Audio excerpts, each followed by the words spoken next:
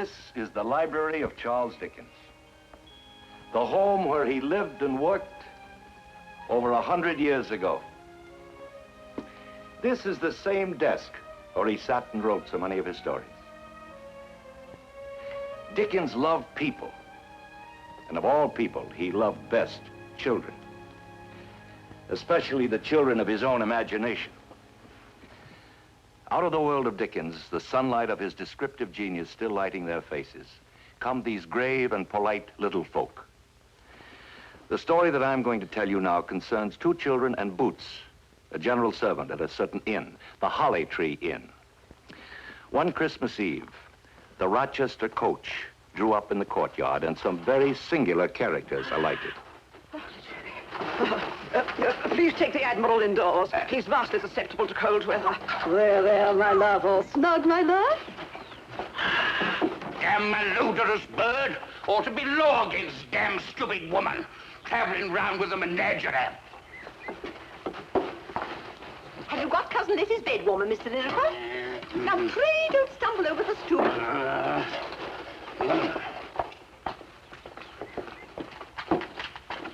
Now, is there any more for the Holly Tree Inn? Are you stopping at the Holly Tree Inn, young gentleman? Yes, we are. Are you all right, Flora? I think I lost my handkerchief in the coach. No, you didn't, dear. I have it. My nose tickles. Come along, Flora.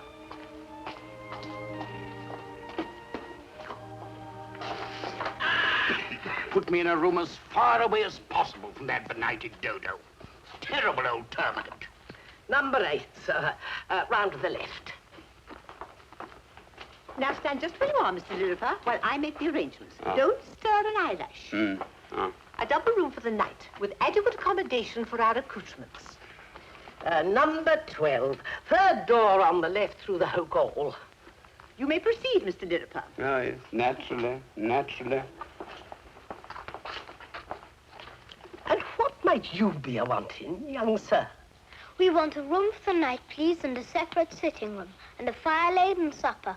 Oh, you does you? And will you be sharing the room with this young lady? I shall sleep in the sitting room, of course.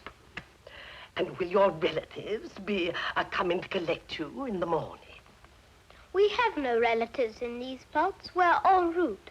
Oh, you is? Well, en route for where, may I inquire? That's our concern, thank you. The key, please. Show his lordship to room 7, Boots, and see that a fire's laid in a jiffy, and take his lordship's order for dinner if you don't mind. I think this is a nice inn, Harry.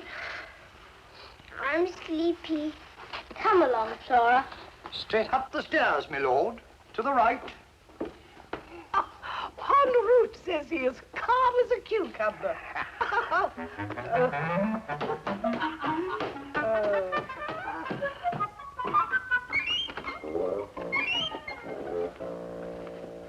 I trust it is satisfactory, my lord. It seems quite adequate. Is it to your liking, Flora? Oh, look, it's got spotted dogs on the mantel. Would your lordship be requiring supper right away? Oh, yes, we're quite hungry. And what would your lordship have a fancy for? We'd like sausages and a pot of jam. With the sausages or separate? Separate, of course. And some bread to put the jam on and tea to go with. And sugar in lumps.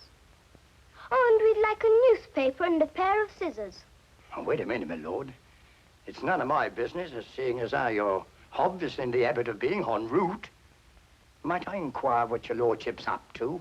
No, you may not, Boots. That's our business. Pray build the fire. You'll be warm quite soon, Flora. I do hope we get the jam before I get too sleepy. Please hurry, Boots. The lady's getting weary. Well, of course, my lord.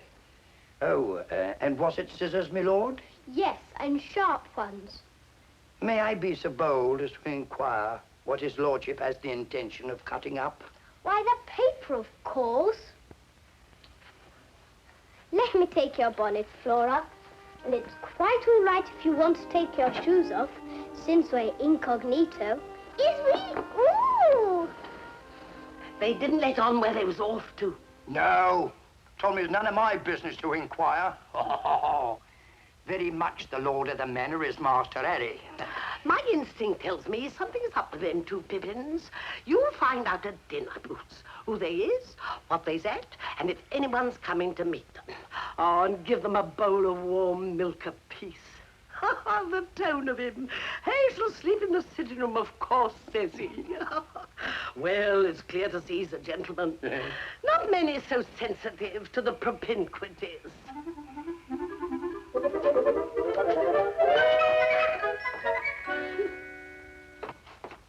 Sausages and a pot of strawberry jam for number 7. That's no dinner for human beings. What's wrong with them?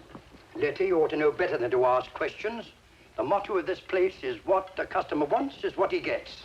That's what I'd like to give some of them that keep you running up and down stairs all day. Now you sit down and eat a nice hot muffin.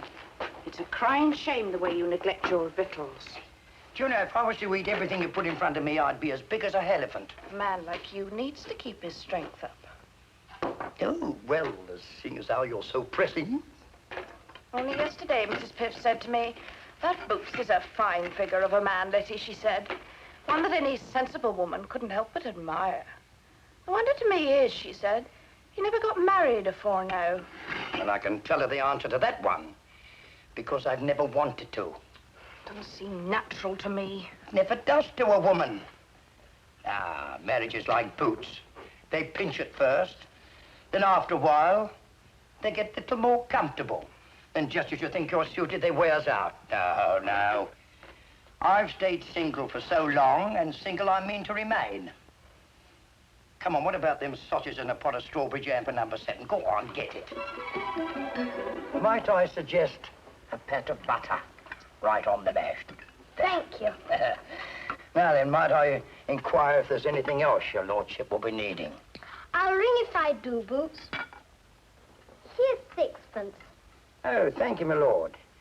And while we're on the subject, is your lordship planning on an early start tomorrow? I don't know yet. Come to think of it, it may be necessary to take you into our confidence. With that in view, Boots, here's an extra penny. At your service, my lord, I'm very sure. Don't gobble, Flora. You know it gives you hiccups. Can I mop up? Well, I don't suppose Boots will mind, though it's not done, strictly speaking. I'll overlook it, sir. See here, Boots. It's this way. Do you happen to know the next coach to Gretna Green? Gretna Green? You mean the place where the blacksmith performs the marriage ceremonies? Exactly. Now, please understand, Boots, that is in the strictest confidence, because Flora and me are traveling incognito. I had a notion you was. You see, our parents don't approve. They're very much against the whole thing. Jam, please. You must wait till I'm done, Flora. It's not good to jumble it all up together. You must wait while I explain to Boots. The fact is, Boots, we're on our way to Gretna Green to get married, and it's a matter of great importance we get there quick. So we better get a coach tomorrow morning.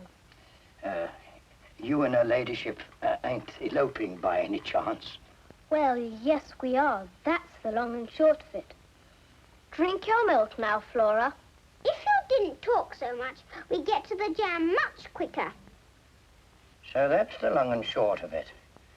You and Miss Flora are a blinking runaway couple. Oh, he's putting the jam on her bread for her now. Let me look.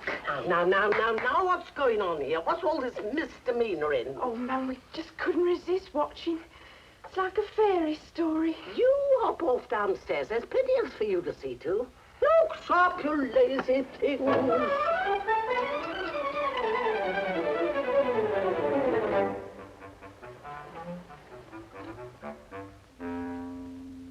So I understand your guardian doesn't approve of your attachment to Miss Flora. Am I correct? That's about it, Boots. My guardian just doesn't catch on to anything like that.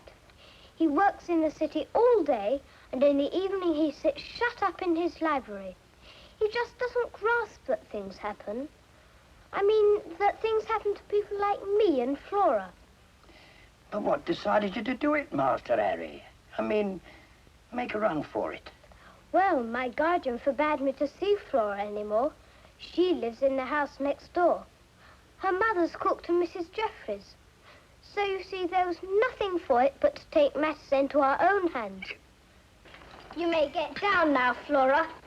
And you, Miss Flora, have been seriously intended for quite some time now, sir. Oh, yes, we decided to get married long ago. In fact, last month. Harry, will you make some cut-ups now, please? Because I think I'm likely to drop off any moment on account of the jam lies rather heavy. Well, you ate too much. You'll bring us our breakfast early tomorrow, won't you? Sausages. And jam. Oh, very good, my lady. Good night, my lord. Good night, Boots.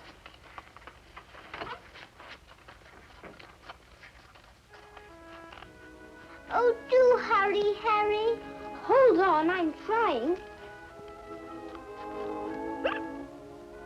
There you are. You've done it, it's horses. Boots is right. We don't want no trouble with the law. Much as I hates it, we'll have to tell the driver of the London coach. Very good, Mum. How could you? Now, I don't want to do it any more than you do. But it's the best thing for them. You would say that. Hard-hearted creature who thinks people are like Boots. You can't see that the poor little mites are in love. Women.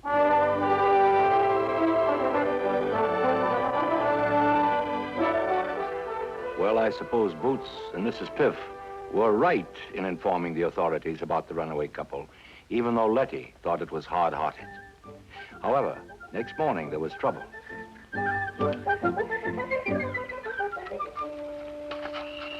Is there nobody about in this inn? Confounded negligence. Is everyone dumb or dead? I couldn't say, sir. Got my own work to attend to. I've been trying to get some breakfast since 8 o'clock. Be calm, my love. Patience in adversity. Well, my good man, where's the breakfast? It's no good asking him, madam. This entire inn has gone off its head. I clearly stated last night that the Admiral must have poached haddock at 9, and I and my little one ordered tea and bones for breakfast. You'd better eat your little one, madam, if you're hungry. What a monster! Pay no heed, my love. Shut your ears to such vile innuendos. Bones you want, and bones you shall have. Well, my good man, pray see to it at once. I'm sorry, ma'am. As a matter of fact, we've got some very important visitors staying here. Can't reveal their names, of course. They're en route, traveling incognito. That's no excuse for neglecting the Admiral. Aren't you even going to give me my boots? Sorry, sir, can't stop. I've got to take the visitors for a walk, show them the local sights. There's your boots. There's your brush. Well, it do look festive, I must say. Heap up the fire, Letty. Ah, there you are, sir. Well, did you show Mrs. Harry Walmers Jr. around the town? Yes, Mrs. Piff. We visited Love Lane and the brewery and had a nice glimpse of St. Stephen's graveyard. Oh, and did you enjoy yourself, my dear? I got a pebble in my shoe. And I would like some sweet milk and water. Oh, and so you shall have, my love. Letty, attend to Mrs. Harry Walmer's pebble. What's all this? We didn't order decorations. Well, it's our habit, sir, to provide a feast for runaway couples, especially them as is on their way to Gretna Green. Ain't it, Boots? Oh, indeed it is, my lord. Especially as we're the natural stopping-off place for them as is en route for that happy destination. I'm afraid I can't afford it. I only left home with £3, 14 shillings and 7p halfpenny. Oh, well, don't worry about that, sir. It's a pleasure and privilege on behalf of the management of which I represent a prominent portion. Did you see to the pony and trap for Gretna Green, Boots? Oh, unfortunately, Mum, the pony was out on business this afternoon. But we'll be round, all ready and brushed up at noon tomorrow. Until then, sir, you and Mrs. Harry Walmers will be the guests of the establishment. Well, that's very kind of you, I'm sure. We're both sensible of the honor, and trust you'll share in the festivities with us. We'd like you and Letty to dine with us too, Boots. Oh, sir, I don't know that we're worthy of the distinction. Oh, yes, you are. We both like you very much indeed. Oh, well, in that case, my lord, we'll be all together ready at your service, with Mrs. Piff's permission. Oh, well, it isn't often we get the opportunity of dining with the nobility. Well, I must see to my dinner. I've a nice roast turkey and bacon in the oven. Letty, Polly, stop gawking out. Oh, Mum, ain't he grand? I've got goose pimples all up one side and down the other.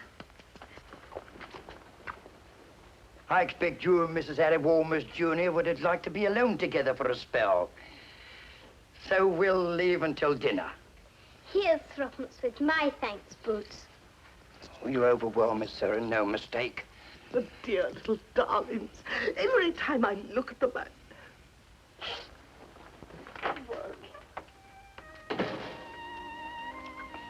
It won't be long now, Flora, before we'll be in Gretna Green, and then all our troubles will be over.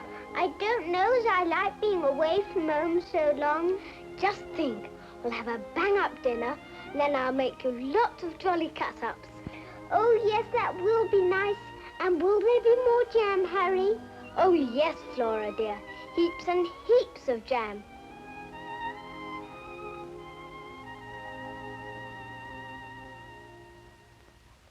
May I propose a toast to our distinguished hostess, Mrs. Piff. Long may she reign over this very nice establishment. Oh, sir, you do me honor. And I should like to propose a toast to the two most unusual visitors who have ever brought honor and renown to the Holly Tree Inn, Mr. and Mrs. Harry Walmers Jr.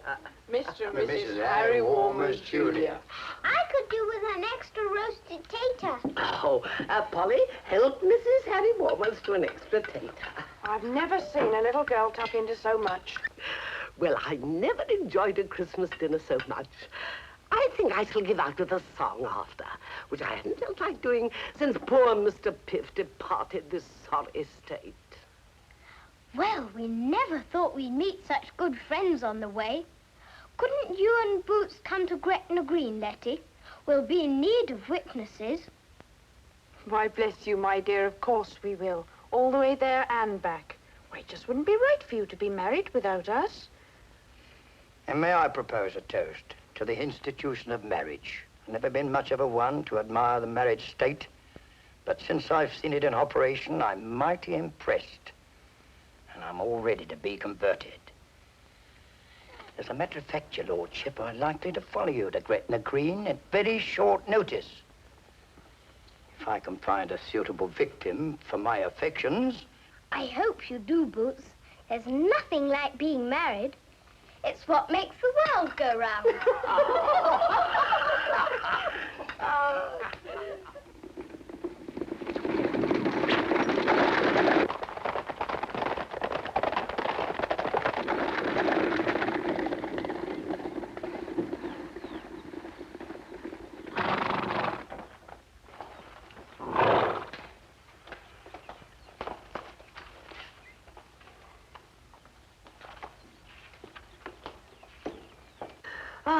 This all brings back my dear Pip's courtship. Oh, those lovely tender dinners at the Crown and Mitre. Him holding me with one hand and feeding me roast potatoes with the other. So I found you, Harry. Oh! I see you've been celebrating. I'm dining with my friends, sir. It's all right, Flora. No one's going to part us now. Will you be good enough to leave us? I wish to speak to my ward alone. Well, right in the middle of my dinner. There's consideration for you. Never you mind, Master Harry. Remember, you're among friends, you are. I venture to say, sir, that Master Harry is a genius. Indeed. I suppose you have considerable experience of children. Oh, not at the moment, sir, but that, thanks to Master Harry, I hope to remedy in the near future. Oh, come along, Boots. It's no good talking to it. Now, Harry, will you be kind enough to give me an explanation? Yes, I will, sir, just as soon as I can get Flora to come out from under the table. Flora, you can come out now. I have 4 times demanded poached haddock for the Admiral. Were it not for the fact that I take the precaution of traveling with a box of Blossom's birdseed, Well, eat it yourself and stop squawking. This is what I think of you and your unedifying scarecrow. Oh, ma'am, I'm scared. There's not a sound coming from that room. Out of my way, Retty. If that man so much as lays a hand on him, I will answer for the consequences. Where's Master Harry? My ward is packing.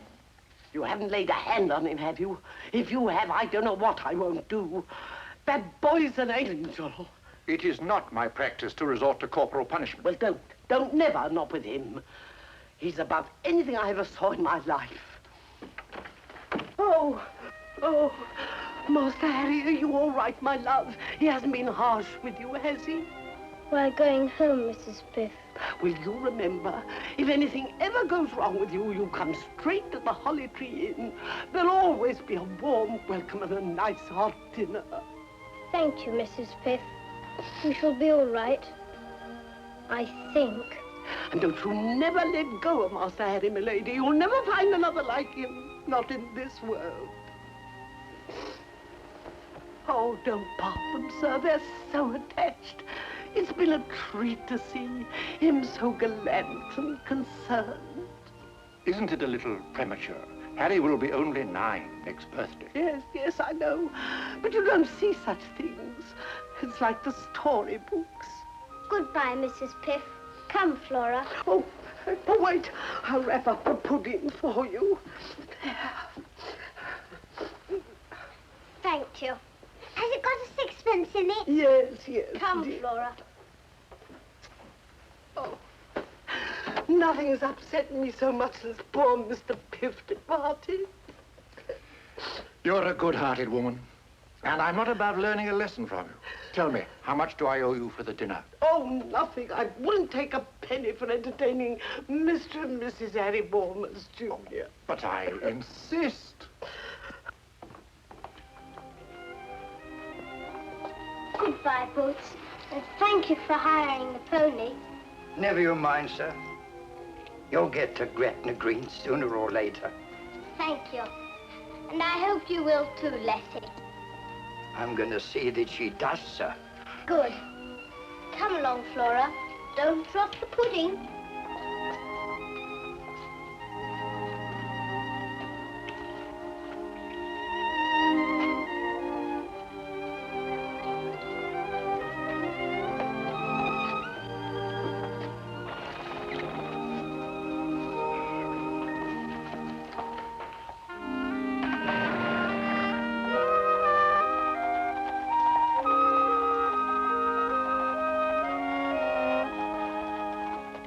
That was one of the most remarkable young gentlemen as ever I set eyes on.